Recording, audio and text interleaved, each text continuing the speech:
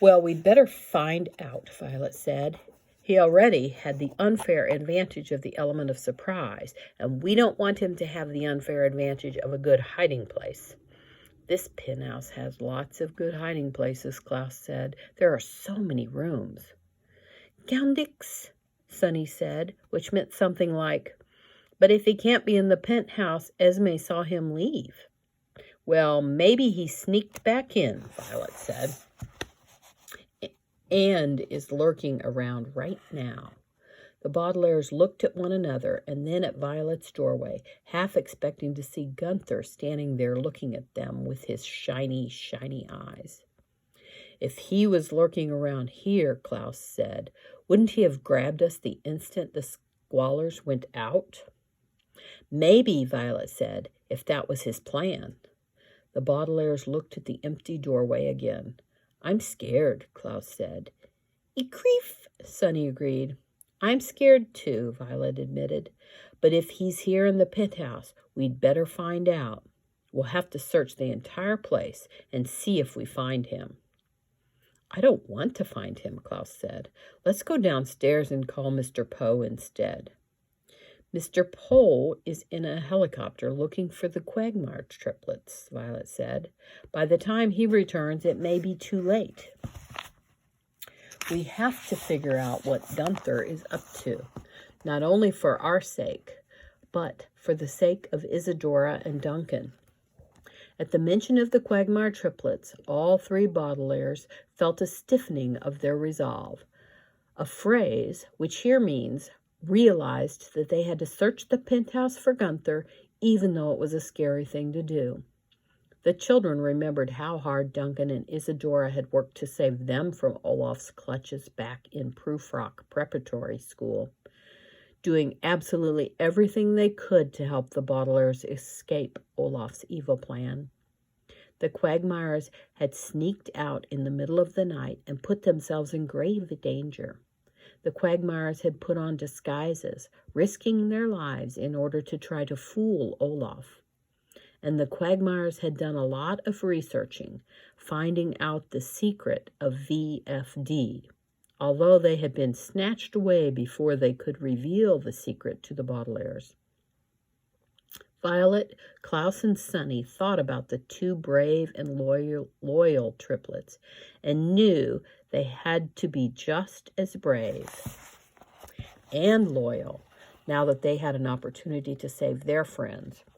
You're right, Klaus said to Violet, and Sonny nodded in agreement. We have to search the penthouse, but it's such a complicated place. I get lost just trying to find the bathroom at night. How can we search without getting lost? Hansel, Sonny said. The two older Baudelaires looked at one another. It was rare that Sonny said something that her siblings couldn't understand, but this seemed to be one of those times. Do you mean we should draw a map? Violet asked. Sonny shook her head. Gretel, she said. That's 2 times we don't understand you, Klaus said. Hansel and Gretel? What does that mean? Oh, Violet cried suddenly. Hansel and Gretel means Hansel and Gretel. You know, those 2 dim-witted children in that fairy tale. Of course, Klaus said, that brother and sister who insist on wandering around the woods by themselves. Leaving a trail of breadcrumbs, Violet said, picking up a piece of toast from the breakfast tray Jerome had brought them.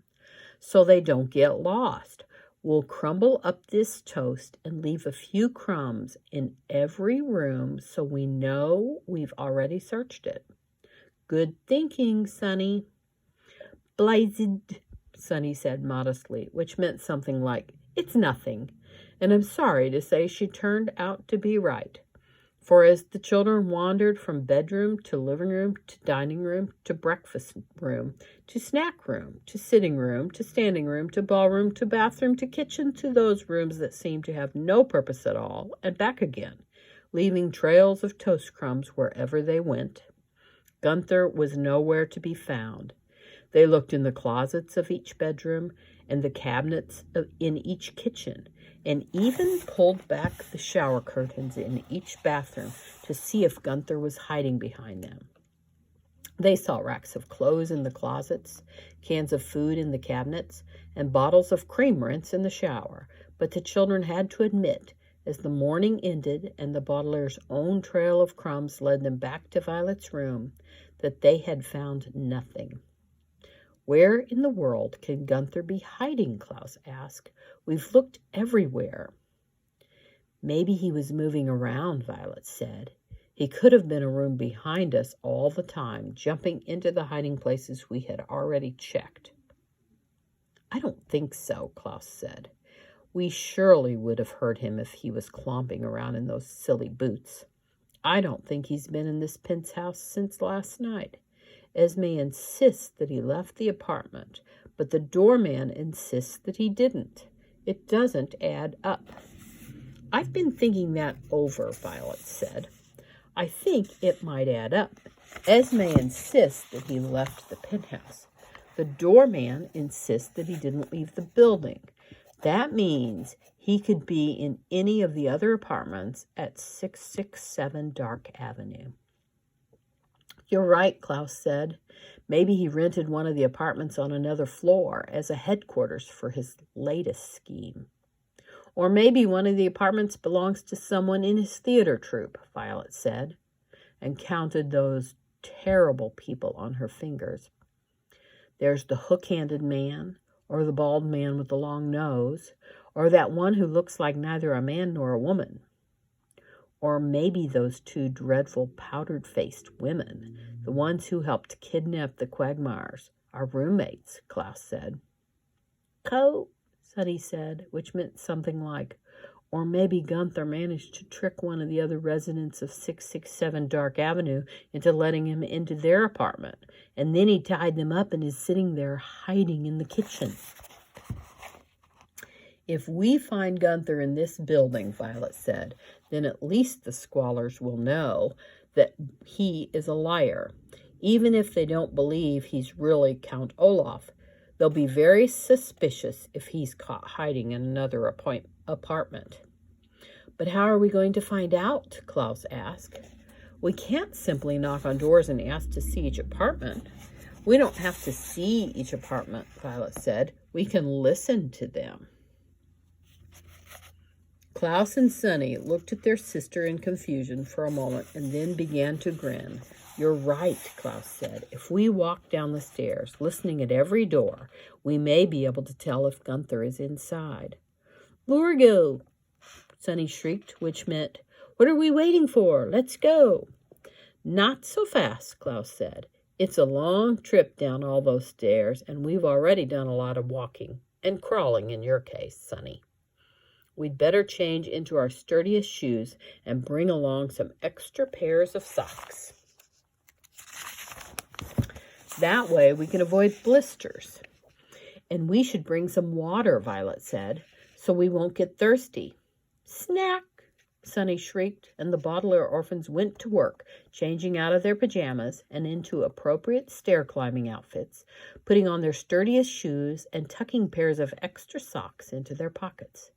After Violet and Klaus made sure that Sunny had tied her shoes correctly, the children left their bedrooms and followed their crumbs down the hallway, through a living room, past 2 bedrooms, down another hallway, and into the nearest kitchen, sticking together the whole time so they wouldn't lose one another in the enormous penthouse. In the kitchen, they found some grapes, a box of crackers, and a jar of apple butter, as well as a bottle of water that the Squallers used to make aquas martinis, but that the bottlers would use to quench their thirst during their long climb.